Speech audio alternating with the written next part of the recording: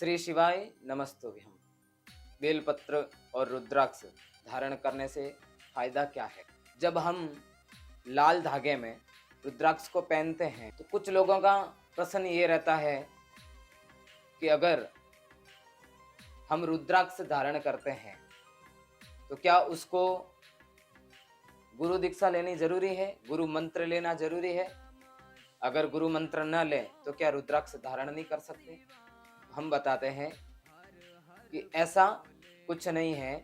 अगर आपने रुद्राक्ष प्राप्त कर लिया तो लाल धागे में लेकर उसको श्री शिवाय नमस्तुभ्यम इस मंत्र का उच्चारण करके अगर आपने धारण कर लिया तो ये समझ लेना कि शंकर ने आपको मंत्र दे दिया है और भोलेनाथ ने आपको स्वीकार कर लिया है। हाँ, आप गुरु जी के शरण में जाइए, गुरु जी से दीक्षा के भाव लीजिए और हो सके जितना सामर्थ्य के अनुसार गुरु जी की आप सेवा करें। जो रुद्राक्ष धारण करते हैं वो हमें 3 चीजें प्रदान करता है। पहला, उत्तम स्वास्थ्य।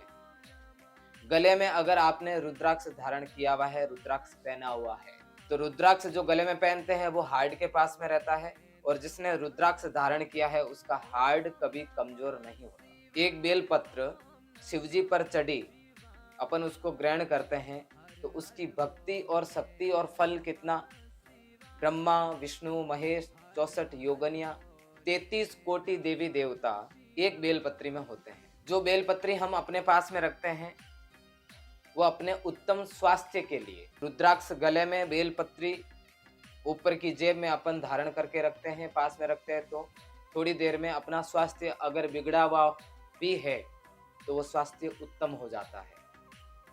रुद्राक्ष पहनने से दिल की बीमारी, हार्ट की बीमारी कभी नहीं होती है। ये रुद्राक्ष का बहुत बड़ा महत्व है। रुद्राक्ष के 3 गुण हैं। एक आरोग्य देता है, एक विल पावर मजबूत करता है। विल पावर यानी कि अपन को एक जगह स्थिर करता है, मजबूत करता है। जिनका दिमाग किसी भी कार्य से निर्णय नहीं ले पाता है, दिमाग भटकता रहता है, उसको रुद्राक्ष धारण करने से वो रुद्राक्ष अपने मन को स्थिर रखता है और निर्णय लेने में सहयोग करता है। जो रुद्राक्ष धारण करते हैं उस रुद्राक्ष का जल शिवजी को चढ़ाकर उसको श्री शिवाय नमस्तुभ्यम का स्मरण करके उस जल को आप पीजिए। थोड़ी ही देर में आपका मन स्थिर होगा और जिस काम के लिए आप भटक रहे हैं, जिस कार्य के लिए आप निर्णय नहीं ले पा रहे हैं, तो उसका स्मरण श्री शिवाय नमस्तुभ्यम का स्मरण करने के बाद और उस जल को याचमन करने के बाद में आपका मन स्थिर रहेगा और उस कार्य में निर्णय लेने के लिए सक्षम रहोगे। रुद्राक्ष हमें स्थिरता प्रदान करता है, आरोग्य प्रदान करता है, विल पावर बढ़ाता है और जो व्यक्ति भटकता है उसको भटकने नहीं देता। रुद्राक्ष और बेलपत्र हमें सुख की ओर बढ़ाते हैं, सुख प्रदान करते हैं। अन्य दूसरे देवताओं को आप कुछ भी भोग चढ़ाओगे तो हर चीज की कीमत लगेगी। चाहे 56 भोग चढ़ाना हो, चाहे प्रसाद चढ़ाना हो, कुछ भी आप चढ़ाओगे तो उसकी कीमत जरूर लगेगी। पर शंकर भगवान को आप जो भी चढ़ाओगे तो भोलेनाथ ने प्रकृति पर खुद को चढ़ने वाली चीजें प्रकृति पर पहले ही प्रदान कर रखी है। बेलपत्र का कोई मोल नहीं लगता, बेलपत्र की कोई कीमत नहीं लगती, भगवान ने पहले ही धरती पर दे रखा है। जल की कोई कीमत नहीं, भोलेनाथ ने पहले ही प्रदान कर रखा है।